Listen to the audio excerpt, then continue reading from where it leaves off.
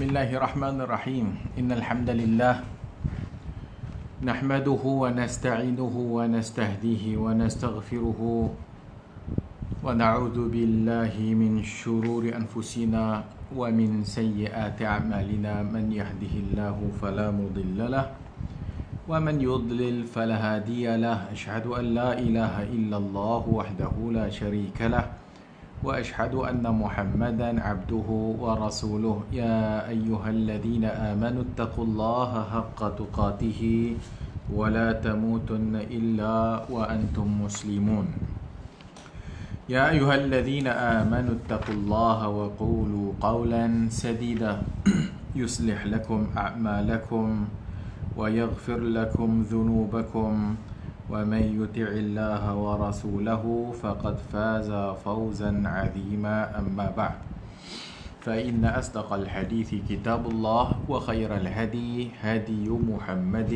صلى الله عليه وآله وسلم وشر الأمور محدثاتها وكل محدثة بدعة وكل بدعة ضلالة وكل ضلالة في النار أو كما قال صلى الله عليه وآله وسلم. Alhamdulillah, bersyukur kepada Allah Azza wa Jalla dapat bertemu lagi malam ni, sambungan kepada Mukhtarat, itu ringkasan daripada kitab Iqtida' Sirat Al-Mustaqim, menelusuri jalan yang lurus, yang berselisihan ataupun yang bercanggah dengan ashabul jahim, dengan jalan-jalan orang-orang yang binasa, jalan-jalan orang yang masuk neraka Allah Azza wa Jalla, yang ditulis oleh Syekhul Islam Ibn Taymiyah rahimahullahu ta'ala anhu. Dan telah kita sampai pada bab yang ke-20 pada malam ini. Bab yang ke-20 disebut duduk bersimpuh dan merawat kuburan sebagai penghormatan. Sudah tentu tajuk ini translate-nya kepada Indonesia, duduk bersimpuh dan merawat kuburan sebagai penghormatan. Ia sebagai rentetan ataupun sambungan daripada dua tajuk yang sebelumnya yang membicarakan persoalan tempat yang dijadikan perayaan ataupun tempat atau waktu yang dibesarkan dan diadakan padanya pelbagai ritual dan sebagainya. Bab yang ke-20 ini, duduk bersimpuh dan merawat kuburan sebagai penghormatan ni, dia menceritakan suatu perbuatan manusia yang menjadikan kuburan itu sebagai tempat duduk. Kalau perkataan bersimpuh yang dimaksudkan di sini, kalau kita lihat dalam pelbagai riwayat, kubur ni orang bukan duduk sajalah kepada mereka yang menyembah kubur, kepada mereka ahli kubur, atau ahli kubur bukan maksud yang dah meninggal, tapi ahli kubur yang duk pergi ziarah kubur dengan tujuan pelbagai ritual dan sebagainya, maka mereka melakukan i'tikaf dekat situ. Sebagaimana yang telah kita ceritakan tentang patung-patung ataupun berhala-berhala yang telah disembah oleh jahiliyah pada ketika zaman Rasulullah sallallahu alaihi wasallam. Apabila Allah Subhanahu wa taala sebut dalam surah An-Najm ayat 19, afara'aytumul Lata wal Uzza, ayat yang telah kita bacakan pada bab yang lalu, afara'aytumul Lata wal Uzza, tidakkah kamu perhatikan kepada Al-Lat wal Uzza, dua patung berhala yang dijadikan sembahan oleh musyrikun Quraisy pada ketika itu. Qala kana yaluttu lahum sawiq famata fa'aqifu ala qabrihi.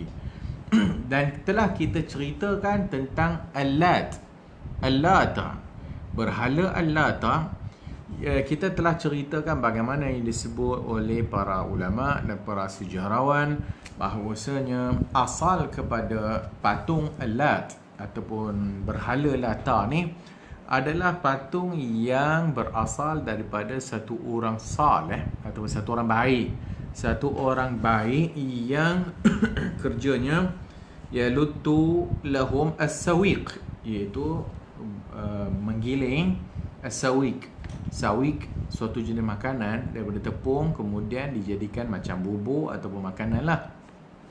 So batu yang kita ceritakan lata yalutu adalah perbuatan orang itu apabila dia mengambil batu tersebut kemudian digiling bijirin dan sebagainya untuk dihancurkan dan jadi serbuk tepung, kemudian dibuat makanan.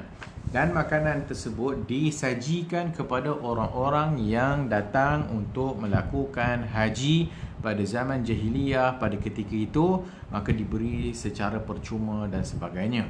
So daripada perbuatan orang lelaki yang baik ni tadi, latta yalutu as-sawiq, yalutu lahumus sawiq, iaitu dia buat satu makanan yang dijamu kepada orang yang pergi haji pada setiap tahun.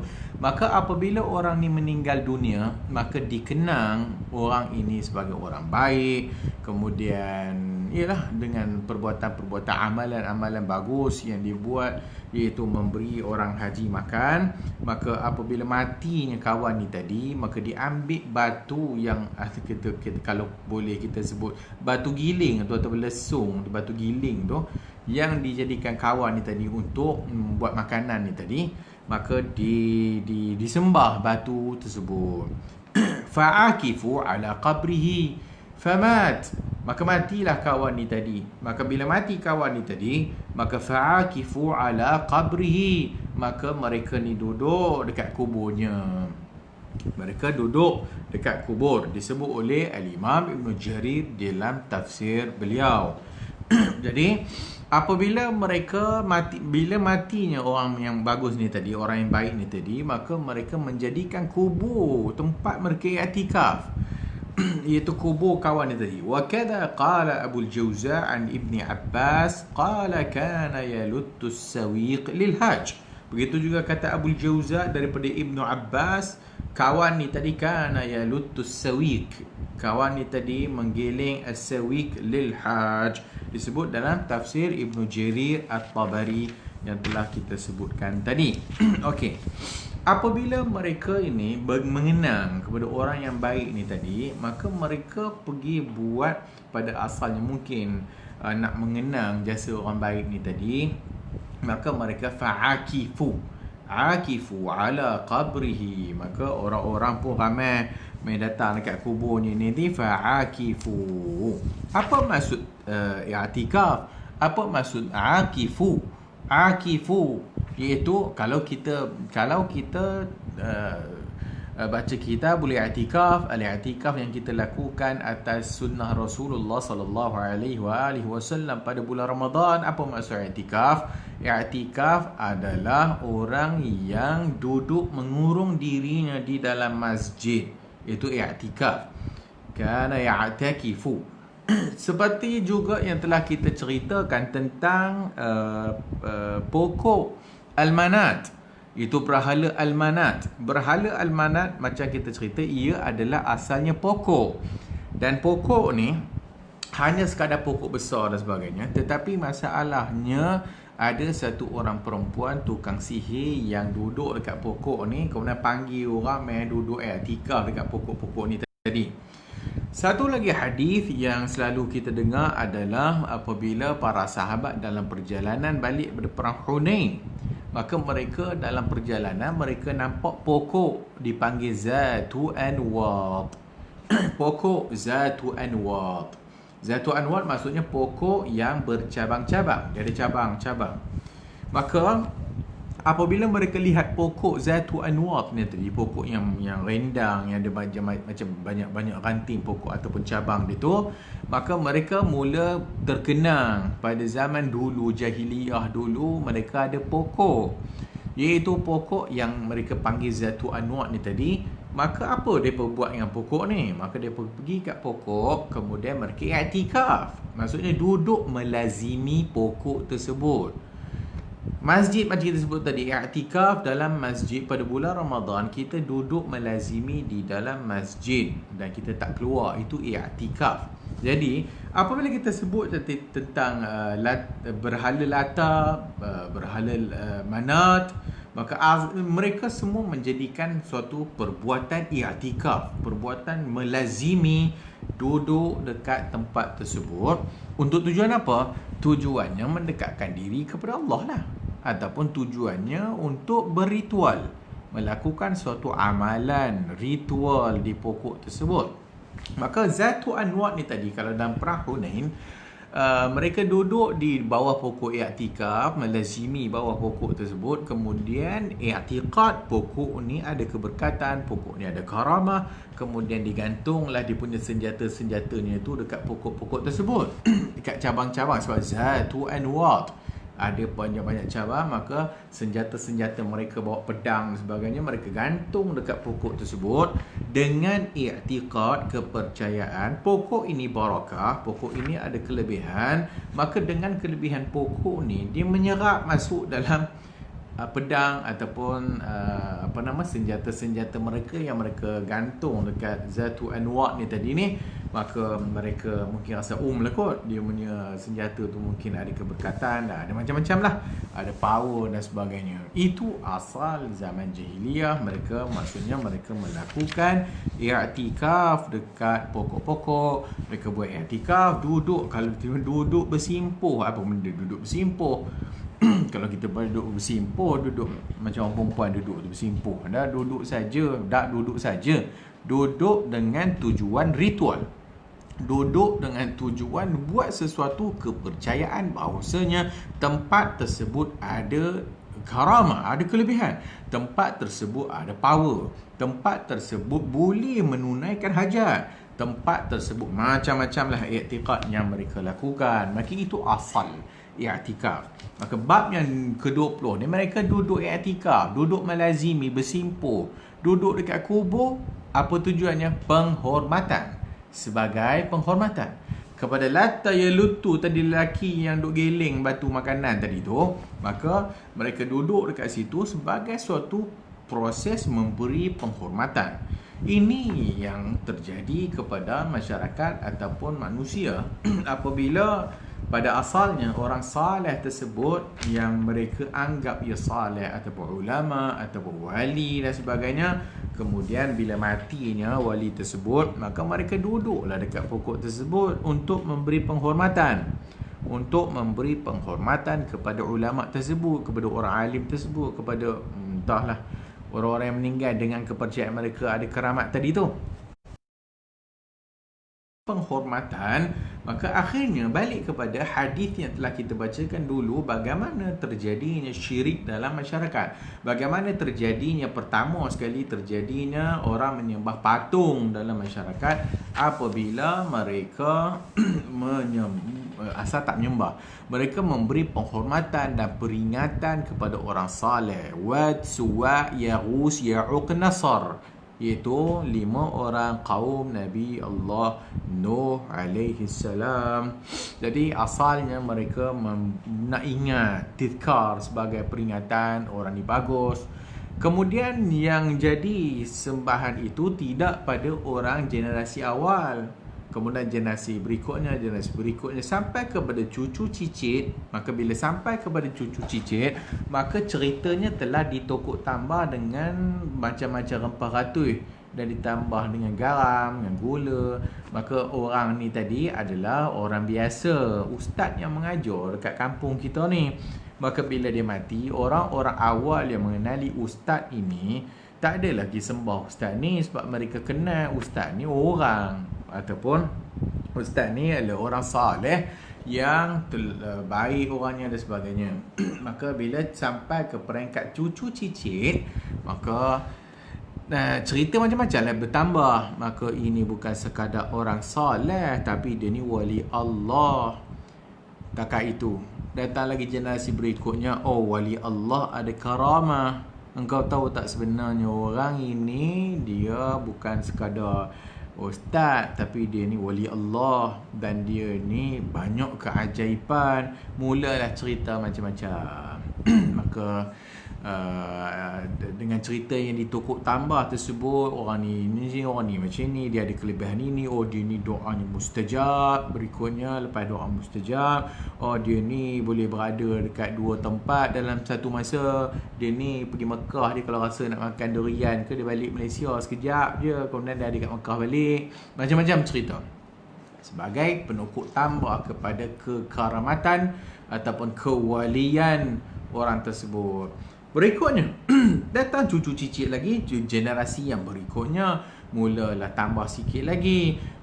Kita datang kat kubur orang ni, jangan saja kita, datang saja. Hendaklah kita berilah penghormatan dengan tunduk 3 kali. Maka dia pun pergi masuk dekat kubur kawan dia tadi, tambahlah sikit, tunduk 3 kali. 1, 2, 3, bagi penghormatan. Kemudian bila nak balik jangan memonggonginya, jangan membelakanginya, undur 3 kali, maka dia pun undur. Berikutnya tambah lagi, generasi berikutnya tambah lagi. Engkau jangan cakap sesuatu benda yang tak elok, kerana dia tahu apa yang ada di dalam hati engkau. Tambah lagi dan tambah lagi, macam-macam, sehingga akhirnya sebut dalam hadis Bukhari, maka akhirnya abadu min dunillah, maka akhirnya mereka sembah kepada selain Allah Azza wa Jalla.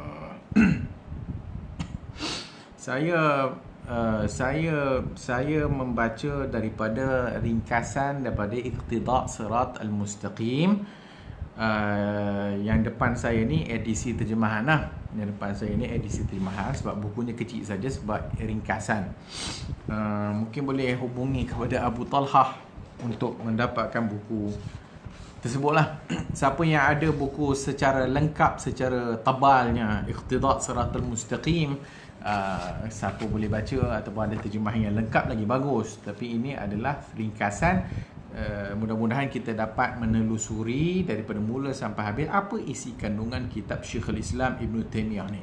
Maka dia penting kerana dia membicarakan persoalan syirik kepada Allah Azza wa Jalla, dan dimasuk tentang perayaan dan sebagainya, membesarkan sesuatu, membesarkan orang dan sebagainya. Baik, balik kepada cerita tadinya. Akhirnya daripada duk tukuk tambah, maka setan pun duk pengaruhi. Akhirnya mereka menyembah orang tersebut, akhirnya sujud dan sebagainya. Sebagaimana yang telah kita sebutkan pada kuliah yang lalu, hadis-hadis yang telah kita bacakan dalam bab ini banyak sekali bahawasanya Nabi SAW sebelum mati, sebelum wafat baginda, 5 hari sebelum Nabi wafat, Nabi SAW menyatakan la'anallahu al-yahuda wan nasara, laknat Allah ke atas Yahudi dan Kristian, ittakhadhu qubura anbiya'ihim masajida, dan mereka kerana mereka menjadikan kubur-kubur nabi mereka itu sebagai masjid. So itu asas kepada ahli sunnah wal jamaah. Dan di dalam riwayat yang lain disebut inna min syirari khalqi indallah, antara makhluk yang paling buruk di sisi Allah Subhanahu wa ta'ala ni tadi. So balik kepada isu kepada penyembah kubur ni, orang yang pergi kubur dan sebagainya, fa'akifu ala qabrihi. Point dia ialah akifu ala qabrihi, i'tikaf dekat kubur tersebut. Fahazal ukuf liajli annahu rajulun kana yanfa'uhum. Okay, kenapa mereka i'tikaf? Kenapa mereka melazimi kubur tersebut? Liajli annahu rajulun, kerana orang ini kana yanfa'uhum, kerana orang ini pada kewajiban mereka boleh memberi manfaat kepada mereka. Ya lutustawiq lahum, itu asal kepada orang yang tadi menggeling batu buat makanan orang pergi haji ni tadi, maka dia bagi manfaat itu bagi makan orang. Wa hadha ala qiraati afaraitumul lata wal uzza. So aqifu ala qabrihi, mereka beriktikaf atas kubur pokok ni tadi, iaitu pokok yang disebut orang-orang saleh ni tadi. Baik. Di antara perbuatan yang diharamkan adalah duduk bersimpuh di kuburan, merawatnya dan menjaganya. Merawat dan menjaga maksudnya jaga kubur lah. Maksudnya apa? Maksudnya dia satu i'tikaf. Kemudian hadis balik kepada hadis tadi. Banau ala qabrihi masjida. Iaitu pokok Yahudi dan Nasrani ni bila mati ni orang saleh di kalangan mereka, Allah laknat mereka tu dengan perbuatan apa? Perbuatannya banau ala qabrihi masjida. Mereka membina atas kubur-kubur soleh ni, kubur ustaz-ustaz ni, kubur ulama-ulama ni. Mereka buat bangunan. Bangunan, kubah dan sebagainya, masjid lah. Dan bila ada bangunan dekat dalam kubur dengan i'tiqad kubur ini kubur barakah, kubur orang saleh, kubur macam-macam kelebihan, maka bila dia buat masjid ataupun binaan atas kubur ni, maka apa lagi orang nak buat kalau tak i'tikaf? Dan apa lagi orang nak buat kalau tidak berdoa dekat situ? Apa lagi tujuannya? Untuk orang baca Quran. Apa lagi tu? Untuk doa dekat sisi kubur lah, dengan harapan doanya mustajab.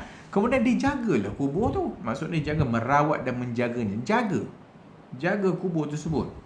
Jaga kubur tersebut tu bukan penjaga kubur yang kita nampak dekat kubur biasa-biasa tu, penggali kubur yang jaga kubur dia ada pondok dia tu. Itu bukan. Maksud menjaga, merawat ni macam-macam. Bila dia buat bangunan dan sebagainya, kemudian dia bubuh lampu, kemudian dia bubuhnya chandelier, kemudian dia bubuhnya dengan tingkapnya macam masjid lah, masjid.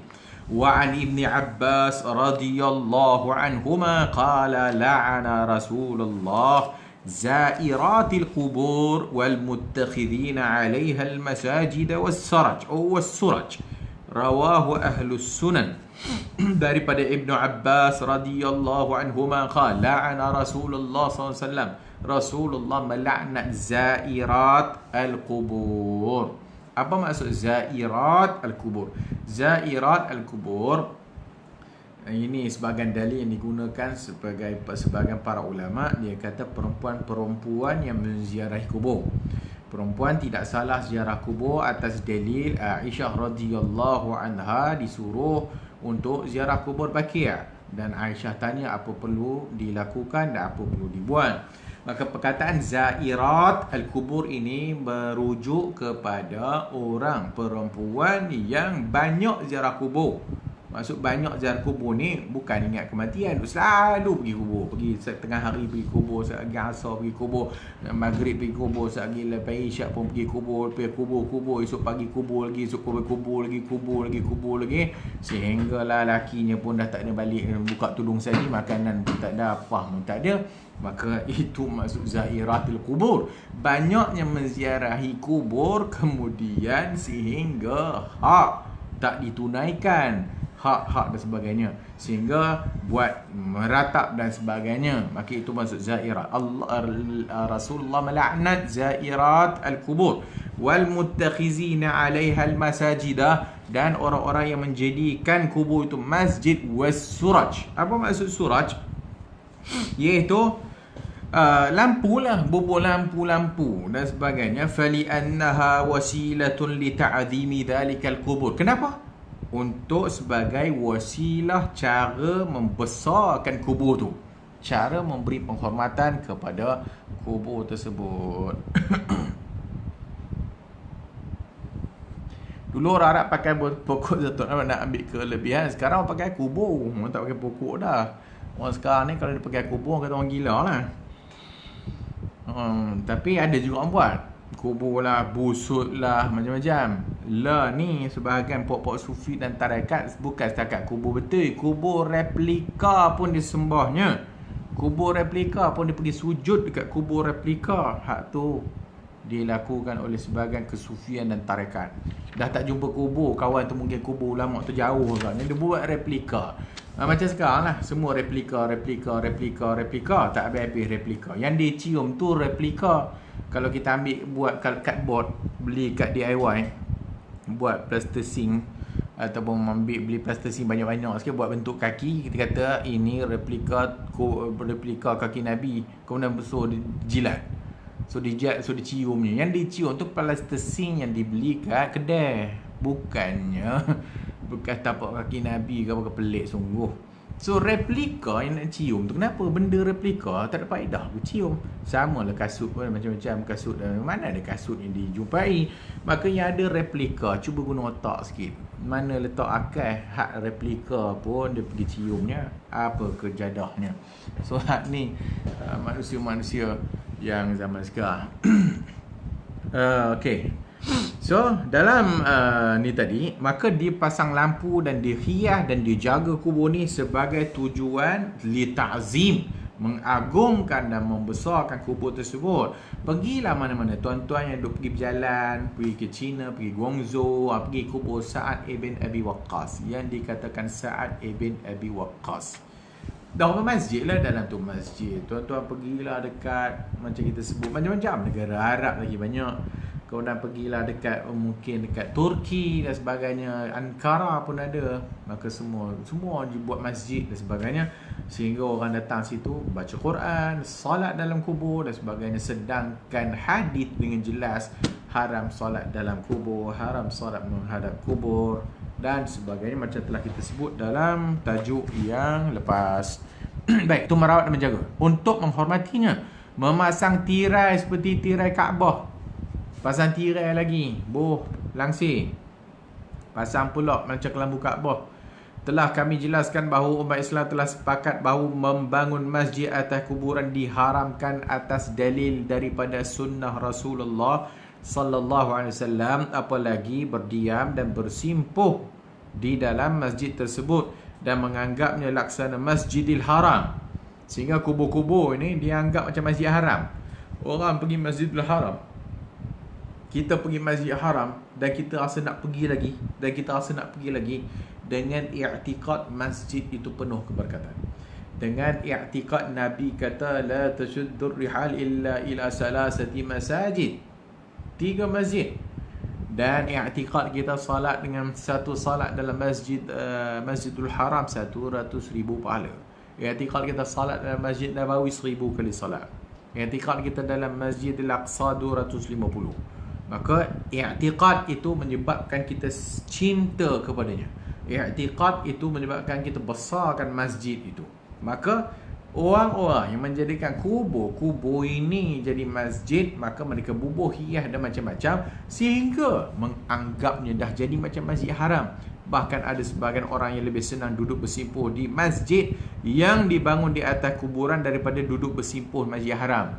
Sebahagian orang lagi teruk, sehingga dia rasa pergi duduk masjid yang ada kubur tu lagi daripada duduk dekat dalam Masjidil Haram. Dia duduk pergi berkejar-kejar untuk beratur semayang dekat Gua Hira atas tu. Beratur lah panjang, dia boleh sanggup tunggu panas dan sebagainya.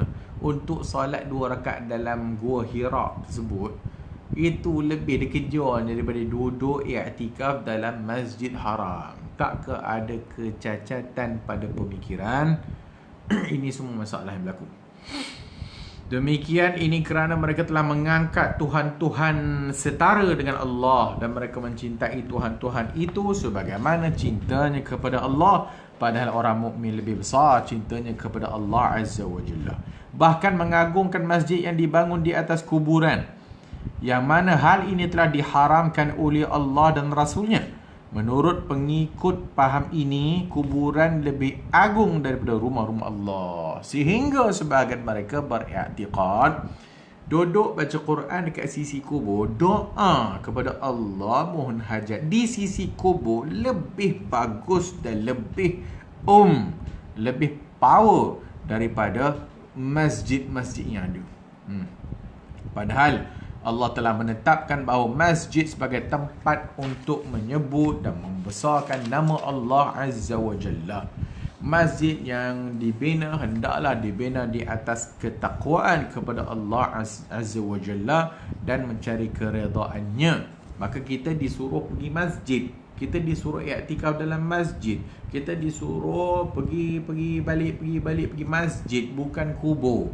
Tetapi orang yang cacat pemikiran mereka, yang telah pun terkesan dengan bid'ah ataupun perlakuan bid'ah, maka mereka ini seolah-olahnya Mereka ini seolah-olahnya menganggap bahawasanya beribadat, ritual di kubur itu lebih memberi kesan dan tawaduk dan lebih memberi khusyuk daripada mereka doa ibadat di dalam masjid. Na'udzubillahi min zalik. Setan telah menjerumuskan sebahagian besar manusia kepada syirik besar dengan melakukan bid'ah semacam ini. Sehingga di antara mereka ada yang beranggapan bahawa menziarahi kuburan para syuhada, baik kuburan seorang nabi ataupun syekh atau salah seorang kubur dari keturunan nabi, lebih baik dari melaksanakan ibadat haji ke Mekah. Sehingga ada ke tahap itu. Pergi kubur ulama, pergi kubur para syuhada, pergi kubur daripada keturunan Rasulullah itu lebih besar dan lebih penting daripada buat haji ke Mekah. Ziarah ke kuburan semacam itu mereka sebut haji akbar. Pada waktu ibadat haji setelah sampai ke Madinah, sebahagian dari mereka ada yang langsung pulang ke negerinya tanpa kembali ke Masjidil Haram kerana menganggap hajinya telah selesai. Na'udzubillah. Mereka melakukan hal ini kerana beranggapan ibadat haji mereka telah cukup dengan melakukan ziarah ke kuburan Nabi sallallahu alaihi wasallam, berdoa di tempat tersebut dan bertawassul dengan kuburan beliau, tawassul dengan Nabi, serta memohon kepada orang yang sudah wafat. Sebagai sebahagian mereka ketika berdoa berupaya menggambarkan wajah syekh yang diminta pertolongan. Ini yang berlaku kepada sufi dan tarekat. Maka bila doa, bayangkan wajah syekh, maka wajah syekh ditampal merata-rata. Dalam kedai ada muka Tok Syekh, dalam almari ada muka Tok Syekh, atas katil ada muka Tok Syekh, dalam dompet ada muka Tok Syekh, macam-macam. Kerana mereka diajar demikian dan mengagungkan ulama atau mengagungkan orang soleh, sehingga waktu doa kepada Allah Ta'ala tu bayangkan wajah syekh. Bayangkan wajah syekh ini akan menyebabkan kesesatan yang lebih jauh lagi. Sebagaimana yang telah kita ceritakan tadi, sama, gambar pun sama. Kita tak disuruh bubuh gambar-gambar. Kita tak disuruh sangkut gambar ulama. Kita tak disuruh bubuh gambar ulama, gantung bubuh dalam frame dan sebagainya. Kerana dibimbangi tadilah. Dibimbangi ada i'tiqad yang nanti kemudian hari. Dibimbangi i'tiqad itu datang kepada anak cucu cicit yang akhirnya menganggap gambar ini ada karamah. Gambar ini ada macam-macam. Sedangkan Islam tak bagi demikian. Hal ini adalah bujukan syaitan. Ini semua adalah bisikan syaitan sebagaimana syaitan telah melakukannya kepada penyembah berhala. Lebih hebat dari semua itu adalah memanjatkan doa kepada orang yang telah mati di kuburannya. Maksudnya pergi minta kat mayat lah. Itu lagi teruk lah. Itu lebih syirik daripada yang tadi. Yang tadi itu dia hanya sekadar minta ke Allah Azza wa Jalla, tapi dia minta tu di sisi kubur. Dia pergi kubur tu dan dia doa di sebelah kubur. Kerana dia menganggap bahawasanya bila dia doa sebelah kubur tu tempatnya lebih mustajab. Adakah mereka ini telah tersalah pilih atau suka-suka untuk lakukan hiburan di kubur untuk tarik perhatian umum? Adakah mereka ini telah tersalah pilih? Ia sudah tentu tersalah pilih. Dan kenapa jadi demikian? Kerana kejahilan. Dan kerana niat yang baik, kerana mereka pergi dan sebagainya untuk mendapatkan sesuatu lah. Dan pada kebiasaannya orang-orang yang jadi seperti ini adalah orang yang jiwa mereka kosong. Apabila jiwa mereka kosong, mereka ni kadang-kadang ada kelompangan dalam jiwa, sehingga dengan kelompangan tersebut tidak diisi dengan pengajian, tidak diisi dengan Al-Quran dan Sunnah, tapi dia pergi ke tempat-tempat yang mana yang boleh mengoffer atau mentawarkan kepada mereka jalan pintas dan segera untuk menuju kepada Allah Azza wa Jalla. Pergi Habib Noh, ya, di Singapura kubur Habib Noh, terasa hati lain macam dan tenang, dan ziarah berkali-kali siapa ajak buat rombongan. Ini masalahnya. Kenapa jadi begitu? Kenapa bila dia pergi kubur Syekh Fulan-Fulan dia rasa tenang? Kenapa dia masuk masjid tak tenang? Kenapa dia apabila doa ke Allah tak tenang? Sehingga apabila pergi kubur baru terasa tenang. Tidakkah kalian semua fikir ada kecacatan dalam pemikiran? Cacat dalam pemikiran. Allah tidak dibesarkan. Sebaliknya, dibesarkan kubur. Dan kenapa semua itu berlaku? Semua ini kerana satu kejahilan. Dan kenapa jadi kejahilan? Daripada kejahilan tersebut disebabkan kosong jiwa daripada pengajian Al-Quran dan Sunnah ataupun petunjuk Al-Quran dengan Sunnah, sehingga mereka merasakan kekosongan itu nak segera diisi ataupun nak jalan pintas menuju Allah Azza wa Jalla. Jumpa pula kepada orang yang boleh bagi demikian, maka itu jadinya bid'ah. Asalnya mereka ini orang biasa yang tak tahu apa-apa. Kenapa jadi begitu? Kerana rasa diri banyak dosa, kerana rasa diri kosong, kerana rasa hidup macam tak bermanfaat. Maka tiba-tiba ada kesedaran nak balik kepada Allah, ada kesedaran untuk balik, untuk bertaubat kepada Allah Azza wa Jalla. Tapi pengisian itu diisi oleh ahlul bid'ah, diisi oleh kumpulan yang tak betul, diisi oleh orang-orang yang melakukan bid'ah. Akhirnya dia ikut dengan kejahilan dia, maka kekosongan hati itu diisi dengan bid'ah. Apabila diisi kekosongan itu dengan bid'ah dan khurafat dan sebagainya, maka apabila ianya telah tepu di dalam hati jantungnya itu, maka susah untuk dibuang. Itu problemnya. Kata Syekhul Islam Ibn Taymiyah rahimahullah, hati kita ni jangan jadi seumpama span. Jangan jadi macam span. Hati macam span. Tahu span? Sponge box. Sponge. Apa maksud sponge? Isi air, bila dia penuh, keluar balik, tak ada faedah. Isi air penuh dengan span tersebut, penuh, dia keluar balik, apa pun tak ada. Dia sangka bahawasanya perbuatan dia itu memenuhkan jiwanya, tetapi sebenarnya akhirnya tiris, keluar dan keluar dan keluar, dan tak penuh. Jadilah hati kita ini seumpama botol kaca. Botol kaca di mana air melalui di atasnya tanpa melekat pada situ, dan kita boleh nampak melalui cermin tersebut. Hati mesti jadi suatu hati yang, maksudnya bila masuk air, maksudnya walaupun dia mengalir air di atasnya, kita masih boleh nampak melalui air tersebut. Apa dia nak bagi tahu sebagai suatu kiasan bahawasanya bukan semua yang didengar diambil. Ini namanya manhaju at-talaqi wal istidlal. Manhaj talaqi di sisi ahli sunnah wal jamaah, kita ada dua perkara. Kita ada di sana tasfiyah dan kita ada tarbiyah. Perlu pertama sekali tasfiyah, membersihkan, menyucikan. Berikutnya tarbiyah, tazkiyah, seperti mana Allah Azza wa Jalla sebut. Apa nama tu? Wa yuzakkihim wa yu'allimuhumul kitab wal hikmah. Nabi SAW diutuskan yatlu alaihim ayatihi, membacakan ayat-ayat Allah kepada kaum. Wa yuzakkihim, setelah membaca ayat Allah Azza wa Jalla, maka wa yuzakkihim, dibersihkan hatinya dulu.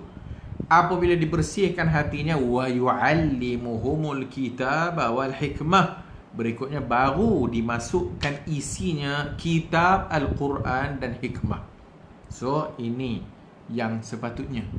Tasfiyah dulu, bersihkan hati dulu daripada syirik. Bersihkan hati dulu. Berikut lepas daripada syirik adalah benda bid'ah. Berikutnya khurafat, benda-benda yang menyebabkan cacat kepada akidah kita. Maka setelah dibersihkan daripada syirik dan daripada bid'ah, khurafat dan sebagainya, baru diisi dengan Al-Quran dan sunnah Rasulullah sallallahu alaihi wasallam. Baru dia akan penuh dengan Al-Quran dan sunnah. Tapi yang jadi masalah, kolej kita ni, mak kita ni dibubur dengan air Nescafe dulu ataupun air, ataupun benda kotor dulu. maka bila dia ada penuh, agak susah untuk dibersihkan. Maka biar bersihkan dulu dan baru bubur something. Tapi yang jadi dalam masyarakat kita, dia tidak ada tasfiyah. Dia rasa dirinya banyak dosa, dia rasa bahawasanya dia banyak dosa dan dia nak taubat ke Allah, tapi dia tak bersihkan dulu. Apa maksud bersihkan? Maksudnya kena belajar lah. Sebab itu kena belajar antara tauhid dengan syirik dulu, kerana tauhid membersihkan hati.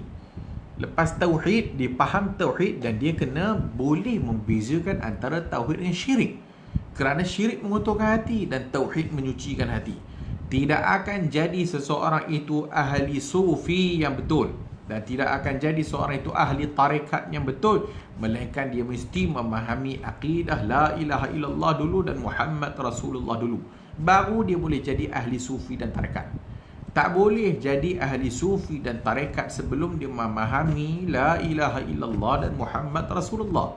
Tapi itulah problem kita. Mana ada kumpulan kesufian dan tarekat mengaji tauhid? Mana ada kumpulan kesufian dan tarekat belajar tentang syirik? Tak ada. Kalau ada, tolong beritahu saya nak ikut tarekat tersebut. Tidak ada kumpulan tarekat sufi yang mengajar pengikutnya mentauhidkan Allah dan menjauhkan syirik kepada Allah Azza wa Jalla. Maka itu yang perlu diisi dulu. Barulah dia tidak akan jadi seperti soalan yang tadi itu. Kenapa ramai orang yang merasa tenang kat situ? Sebab dia tenang dengan benda yang telah setan hiaskan kepadanya benda tu. Maka benda maksiat, benda khurafat dan sebagainya, setan hiaskan bagi cantik. Adapun benda yang ikut belajar Quran Sunnah, belajar apa dia tauhid syirik, oh boring lah, ngaji akidah ni boring. Subjek yang paling aku tak faham sekali subjek akidah lah. Itu orang kita lah. Sebab akidahnya tidak mengajar supaya membersihkan hati. Akidahnya tidak diajar bagaimana mengikut Rasulullah sallallahu alaihi wasallam.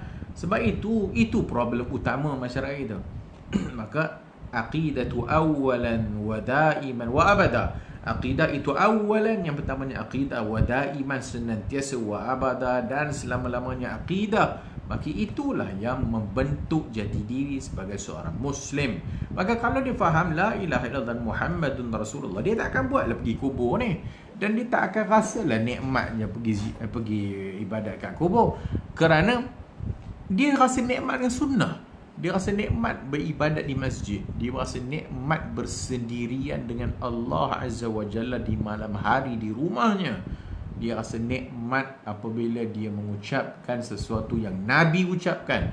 Dia rasa nikmat apabila dia membaca istighfar yang Nabi ajar. Dia rasa nikmat apabila zikir yang dibaca itu zikir Nabi. Dia rasa begitu penuh sekali hatinya. Orang yang hati jantungnya penuh dengan sunnah Rasulullah sallallahu alaihi wasallam, maka bila dia penuh dengan sunnah, percayalah bahawasanya bid'ah nak masuk pun susah. Sebab itu para salaf banyak menyatakan bahawasanya apabila seorang itu melakukan satu bid'ah, Allah Subhanahu wa taala akan mencabutkan daripada hatinya satu sunnah. Satu bid'ah hidup, satu sunnah akan mati. Kerana tidak ada bid'ah yang hidup dengan sunnah. Tak ada orang yang kata dia itu satu orang yang ikut sunnah Nabi, dalam masa yang sama dia pergi buat bid'ah. Tak ada, tak akan boleh. Tak akan ada orang yang boleh dalam masa yang sama dia kata dia cinta Rasulullah, dia ikut Nabi, kemudian dia pergi jilat replika kaki. Tak ada siapa yang akan buat demikian. Tak ada siapa yang apabila dia mengatakan Nabi itu dibesarkan dan diagungkan dengan sunnah-sunnah Nabi itu, tak akan ada siapa-siapa pun yang pergi kat kubur buat macam perangai pokok ni tadi. Tak akan ada.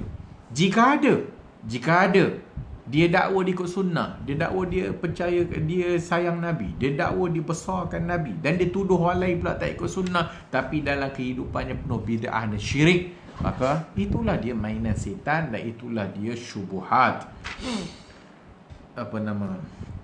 Syubhat, suatu benda yang sangat bahaya sekali.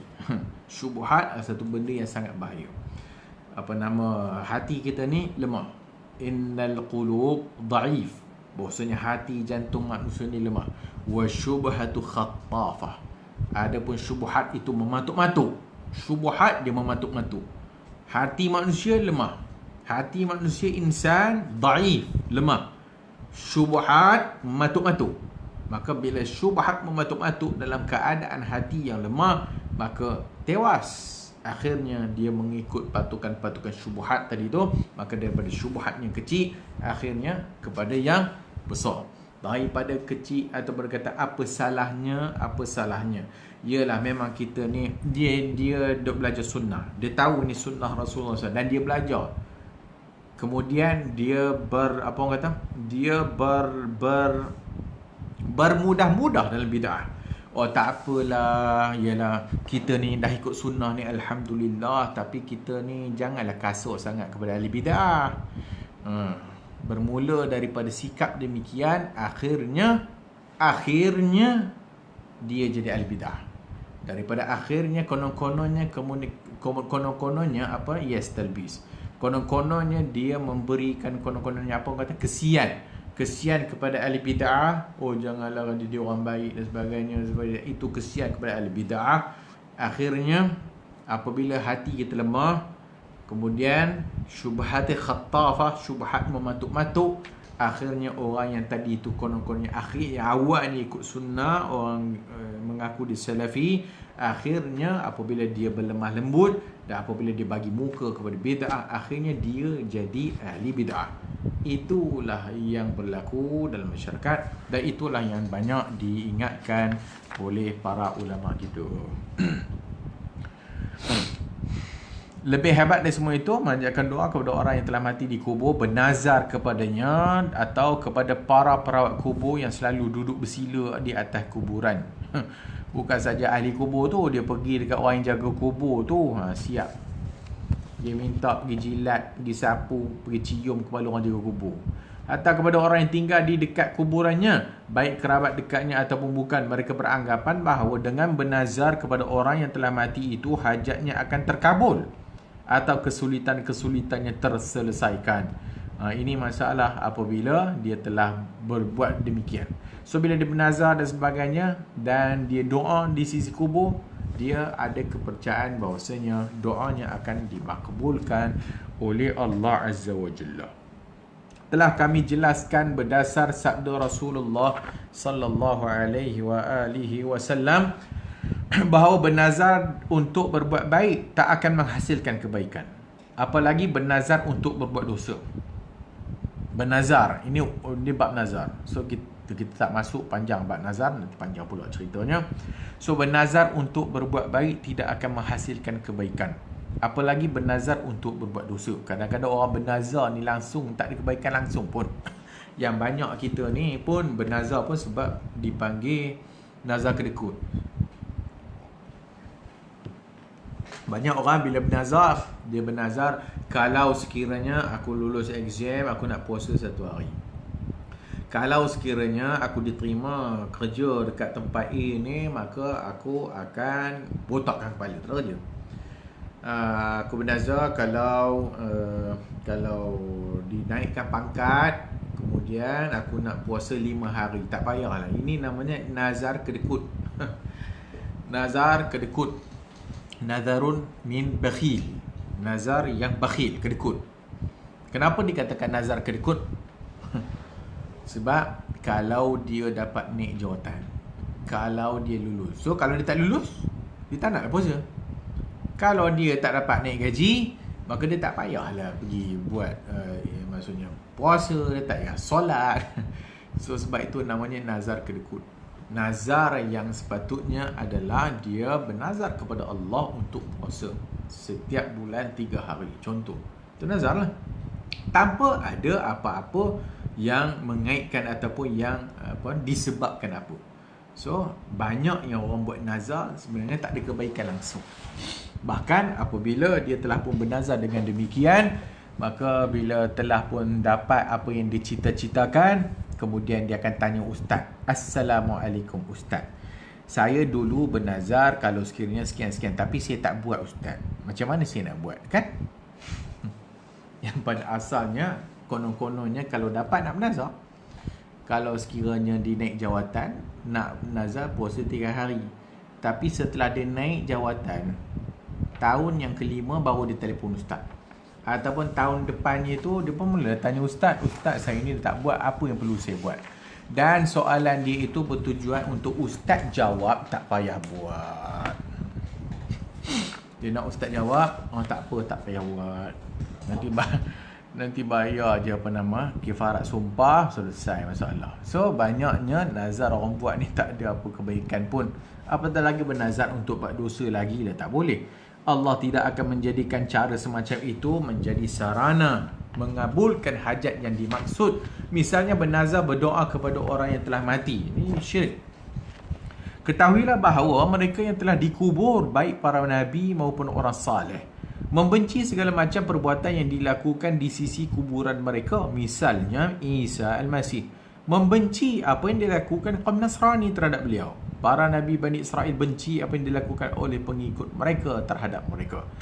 Hendaklah semua kita tahu bahawasanya mereka yang telah dikuburkan dalam kubur tersebut, sama ada Nabi ataupun orang saleh yang di dalam kubur tersebut, mereka sendiri benci kepada perbuatan orang-orang yang datang ke kubur mereka buat demikian. Pada hari akhirat, orang datang pada hari akhirat, Allah Azza wa Jalla dengan kejalalannya, dengan keagungan Allah Azza wa Jalla, Allah Subhanahu wa Ta'ala memanggil Isa ibn Maryam, wahai Isa, aku nak tanya, adakah engkau yang menyuruh pengikut-pengikut engkau menyatakan engkau anak Tuhan, anak aku? Wahai Nabi Fulan bin Fulan, wahai Fulan bin Fulan, adakah engkau mengajar demikian? Adakah engkau mengajar demikian? Maka bukan Allah tak tahu, tetapi Allah nak menunjukkan kehebatannya di sisi ataupun di hadapan orang yang buat syirik ataupun orang yang buat bid'ah ni tadi pergi ke kuburan, sedangkan orang yang dalam kubur itu sendiri tidak reda dengan perbuatan yang mereka buat. Orang yang mati dalam kubur itu sendiri tidak suka atas pengikut-pengikut mereka, membesarkan mereka. Sebab itu, seperti yang Nabi SAW sebelum wafatnya, Nabi kata apa? La taj'al qabri 'idan. Jangan jadikan kuburku sebagai tempat kau pergi balik. Atau sebagai perayaan. Nabi tak suka. Dan itu juga kepada orang-orang para ulama, tak ada siapa pun para ulama yang meredai perbuatan tersebut. So pok-pok yang buat demikian itu syok sendiri. Dan juga mereka tidak tahu kalau sekiranya Al-Imam Syafi'i sendiri tahu dia buat demikian ataupun masih hidup lagi, maka Imam Syafi'i pun tak buat demikian dan melarang daripada melakukan demikian. Kita semua tahu tidak ada mazhab dalam Islam, terutama mazhab 4, Abu Hanifah, mazhab Syafi'i, mazhab Ahmad ibn Hanbal dan mazhab Maliki, tak ada mana-mana satu daripada mazhab ini yang membenarkan menjadikan kubur masjid. Tak ada siapa yang membenarkan. Seorang Muslim tidak boleh beranggapan bahawa larangan menjadi kuburan-kuburan sebagai tempat perayaan dan meletakkan patung-patung di atasnya sebagai tanda menghormati kebesaran dan memuliakan penghuni kuburnya.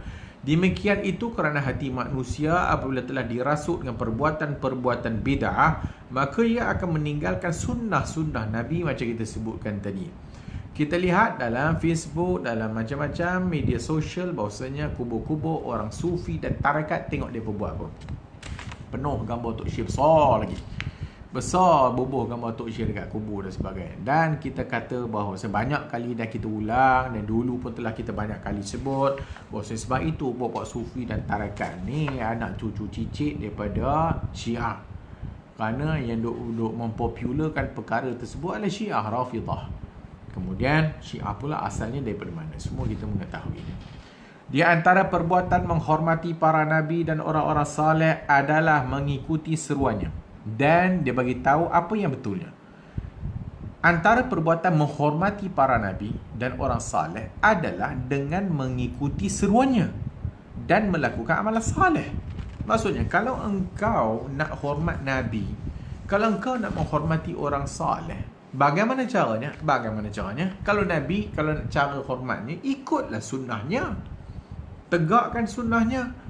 Lawan kepada yang lawan kepada sunnahnya. Itulah menghormati Nabi.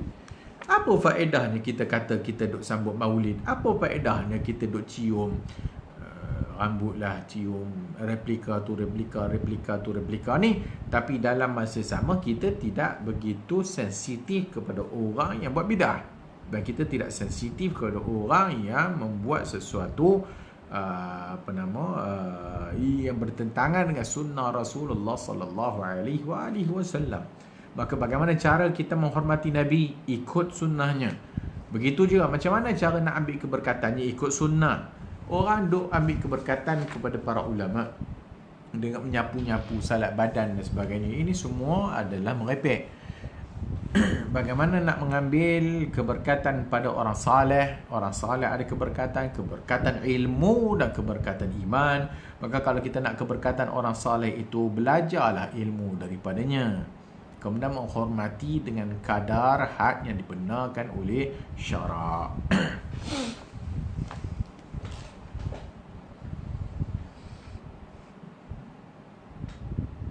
Kalau bernazar ini macam ada dua keadaan. Satu kena bayar fidyahnya, satu kena buat dua. Secara umum, nazar yang bercanggah dengan Al-Quran dan Sunnah, ataupun bernazar benda yang maksiat, ataupun bernazar benda yang tak disuruh oleh agama, ulama sepakat bahawasanya ia tak dibuat, ia tidak ditunaikan. Tinggal lagi ulama berselisih pandangan, adakah wajib dia bayar kafarat sumpah ataupun tak. Maka sebahagian ulama menyatakan wajib bayar kafarah sumpah, sebahagian kata tidak perlu membayar kafarah sumpah, cukup sekadar oleh kerana dia bernazar suatu benda yang dosa, atau bernazar benda, contoh dia bernazar nak botakkan kepala. Perlu buat ke tak? Maka membotakkan kepala ni kalau dia bernazar membotakkan kepala, maka satu, membotakkan kepala ini syariat tak pernah menyuruh, melainkan keadaan apabila kita tahallul daripada haji dan umrah. Membotakkan kepala adalah disuruh oleh agama kita ketika mana kita tahallul haji dan umrah. Selain daripada itu, agama tidak pernah menyatakan membotakkan kepala itu merupakan amalan mendekatkan diri kepada Allah Azza wa Jalla. Siapa yang bernazar membotakkan kepala, maka tak payah buat. Hatta Al-Imam Nawawi mazhab Syafi'i sendiri tak payah buat, sebab perkara itu tidak disuruh oleh agama. Tinggal lagi ulama khilaf macam kita sebut tadi, sebahagian kata wajib bayar kafarat dam sumpah tu, sebahagian kata tak payah, sebab pada asalnya nazar tersebut tidak boleh dibuat. Walau demikian, sebahagian juga para ulama menyatakan ihtiyatan, sebagai berhati-hati, maka dibayar kafarat sumpah. Secara ringkas. Baik, berikutnya. Ketahuilah bahawasanya mereka yang telah dikubur, kita dah sebut tadi, seorang muslim tidak boleh beranggapan bahawa larangan menjadikan kuburan-kuburan sebagai tempat perayaan dan meletakkan patung-patung di atasnya sebagai tanda menghormati kebesaran, memuliakan penghuni kuburnya. Demikian itu kerana hati manusia apabila telah dirasuk perbuatan bid'ah, maka sunnah dia akan tinggalkan. Anda lihat bahawa sebahagian besar orang duduk bersimpuh di atas kuburan adalah orang-orang yang menentang cara-cara hidup orang yang menghuni di kuburan tersebut. Dia kata banyaknya orang yang duduk pergi kubur, yang dia pergi beriktikaf kat kubur, pergi doa di sisi kubur dan sebagainya. Sebenarnya banyaknya mereka itu dari sudut pengamalannya itu langsung tak sama dengan orang yang mati itu pun. Langsung menentang cara-cara hidup orang yang menghuni dalam kubur tersebut. Faham? Mereka asyik dengan kuburan tersebut dan memohon kepadanya, padahal tidak ada perintah agama melakukannya. Antara perbuatan menghormati para nabi, kita dah sebut tadi, mengikut seruannya. Man da'a ila hudan kana lahu minal ajri mislu ujuri man tabi'ahu min ghairi an yanqusa min ujurihim syai'. Barang siapa mengajak kepada petunjuk, maka dia mendapat pahalanya dan ditambah sebanyak pahala orang yang mengikutinya tanpa mengurangi sedikit pun pahala mereka. Itulah caranya. Kalau kita nak menghormati orang saleh, maka ikut cara mereka. Dan kalau sekiranya man da'a ila hudan, siapa yang menyeru kepada hidayah, maka orang yang ikutnya itu akan memberi saham kepada orang yang menyeru itu. Maksudnya orang yang menyeru kepada sunnah itu, dia akan dapat pahala sebagaimana pahala orang yang mengikutnya pula disebabkan dia mengajar benda itu. Sebab itu cara menghormati Nabi dan cara menghormati ulama, cara menghormati orang saleh yang telah meninggal ialah kita menyambung kerjanya, iaitu dakwah kepada Allah Azza wa Jalla, dan apa yang dia suruh kita buat baik, kita tetap buat baik atas anjuran dan apa yang telah diajar kepada kita. Itu cara kita menghormati para ulama. Dan orang-orang biasa melakukan bid'ah dalam beribadat sebenarnya tidak perlu melakukannya sekiranya mahu melaksanakan ibadah yang disyariatkan. Contohnya, mereka tidak perlu memilih tempat dan waktu tertentu untuk berdoa. Ini disebut yang terakhir adalah orang-orang yang buat bid'ah ni cuba fikir dengan otak masing-masing bahawasanya ibadat yang disyariatkan oleh Allah Azza wa Jalla ni bendanya telah pun dianjurkan dan bendanya telah senang dan juga tidak susah untuk dilakukan. Contoh, kalau kita nak, dia kata kalau kita nak berdoa, maka kita tak payah pilih tempat, tak payah pilih waktu tertentu. Berdoalah bila-bila masa saja kepada Allah Azza wa Jalla yang pintunya tidak pernah tutup. Maka tak ada tempat yang khas untuk doa. Allah tak pernah ajar kita tempat khas untuk doa. Nabi tak pernah ajar tempat khas untuk tempat atau waktu tertentu untuk berdoa dan sebagainya. Tinggal lagi ada di sana waktu-waktu yang anjuran kalau sekiranya dibuat atau seperti hujan sebagainya lebih mustajab atau dekat dengan kemustajaban doa itu dengan dalil daripada Nabi sallallahu alaihi wasallam. Sekiranya mereka mahu mencukupkan diri berdoa pada waktu-waktu yang disyariatkan, seperti saat makan sahur, setelah salat, ketika sujud dan lain-lain. Begitu senang sekali. Oleh kerana itu, orang yang berakal sihat hendaknya berusaha dengan sungguh-sungguh ikut sunnah Nabi dalam semua urusan dan menjauhi semua perbuatan bid'ah, serta beranggapan bahawa semua perbuatan bid'ah itu tidak lebih baik daripada perbuatan sunnah. Tak ada bid'ah yang baik pun.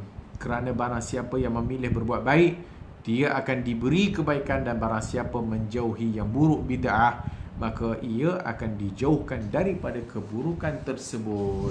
Mudah-mudahan kita diberikan kefahaman oleh Allah Azza wa Jalla dalam melaksanakan perintah Allah Azza wa Jalla dan dalam melaksanakan sunnah Rasulullah sallallahu alaihi wasallam. Doalah banyak-banyak kepada Allah. Allahumma a'inni ala dhikrika wa syukrika wa husni ibadatik. Ya Allah, ya Tuhanku, bantulah aku. Allahumma a'inni ala dhikrik, bantulah aku dalam mengingatimu, wa ala dhikri wa ala syukrika, untuk mensyukuri nikmatmu, dan bantulah aku dalam melakukan ibadah yang terbaik terhadapmu. Maka tak ada jalan yang baik dan tak ada jalan yang lebih baik daripada jalan yang telah ditunjukkan oleh Nabi kita Muhammad sallallahu alaihi wasallam, dengan kita mengikut sunnah Rasulullah sallallahu alaihi wasallam. Maka Allah Subhanahu wa taala akan memberikan kasih sayangnya kepada kita, dan Allah Subhanahu wa taala akan mengampunkan dosa-dosa kita. Dan banyak kali kita ulang dalam pada kita melaksanakan sunnah Rasulullah sallallahu alaihi wasallam, maka itulah jalan untuk membersihkan hati, dan tidak ada jalan yang lebih tak ada jalan yang lebih baik melainkan mengikut dan mencontohi jalan yang ditunjukkan oleh Nabi sallallahu alaihi wasallam. Ustaz mahu jelaskan hadis larangan memakai selipar di tanah perkuburan. Secara ringkas, di sana ada hadis yang Nabi SAW masuk ke kawasan perkuburan. Kemudian Nabi nampak satu orang lelaki yang memakai selipar ataupun memakai kasut, selipar lah kita kata.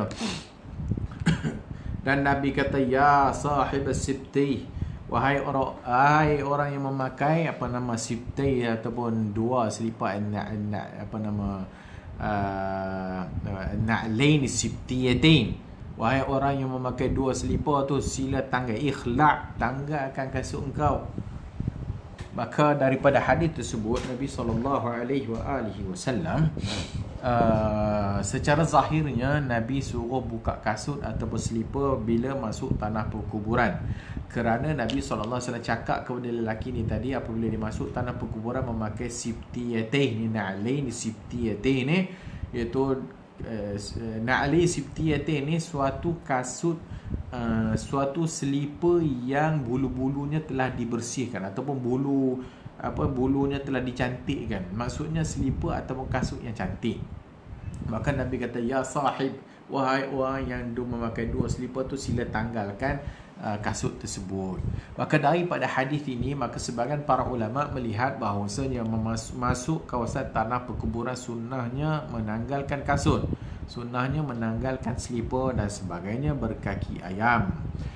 Sebahagian ulama melihat bahawasanya hadis itu menunjukkan bukan maksudnya tak boleh pakai selipar atau tak boleh pakai kasut, tetapi yang dimaksudkan kepada orang ni tadi, Nabi SAW melarang orang ni tadi, ataupun Nabi suruh tanggal kasut ataupun selipar orang ni tadi kerana selipar ataupun kasutnya itu mahal ataupun kasutnya itu cantik. Sibtiyatain disebut telah dia punya maksudnya lawa lah, kasut ataupun selipar tu lawa, sehingga para ulama mengambil kesimpulan bahawasanya jangan masuk kawasan tanah perkuburan dengan pakaian yang bermegah-megah. Jangan masuk dalam kawasan perkuburan pakai kasut hitam berkilat cantik punya, mahal nak mampu masuk kawasan perkuburan. Maka itu yang ulama yang melihat hadis itu adalah anjuran ataupun larangan daripada yang apa orang kata supaya kita ini masuk kawasan perkuburan tawaduk, supaya kita ini masuk kawasan perkuburan ada melahirkan rasa keinsafan.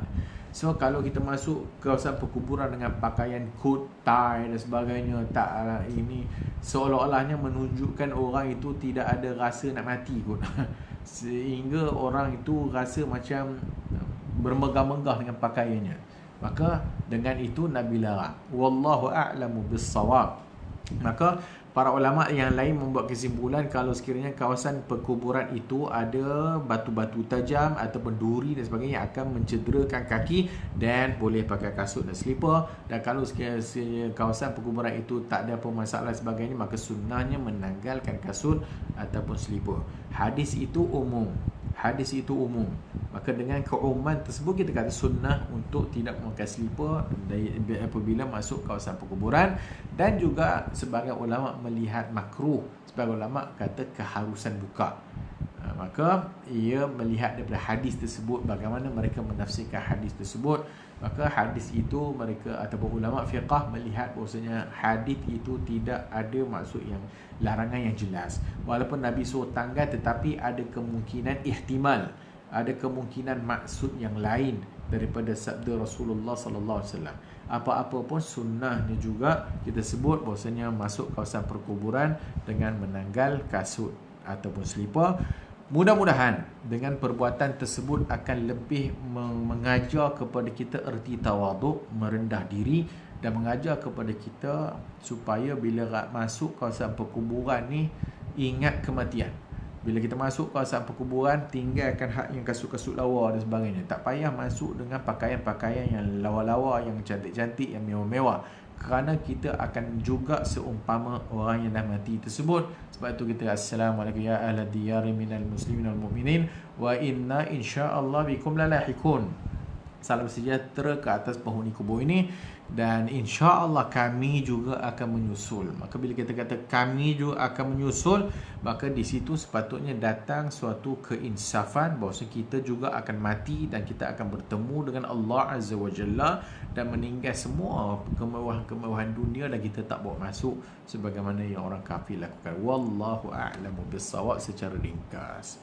Insya-Allah kita jumpa lagi minggu yang ke depan, bab yang ke-21, dan juga kita ada lagi, kalau tak silap saya ada lagi dua bab yang ke-21 dan ke-22 ya.